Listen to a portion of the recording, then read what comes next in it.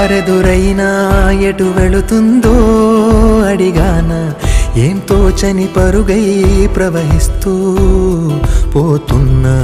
ఏం చూస్తూ ఉన్నానే వెతికానా ఏదైనా, ఊరికెనే చుట్టూ ఏవేవో కనిపిస్తూ ఉన్నా. కదలని ఓ శిలనే అయినా, త్రుటిలో కరిగే కలనే అయినా, ఏం తేడా ఉందట నువ్వెవరంటూ అడిగిదు నన్నెవరైనా.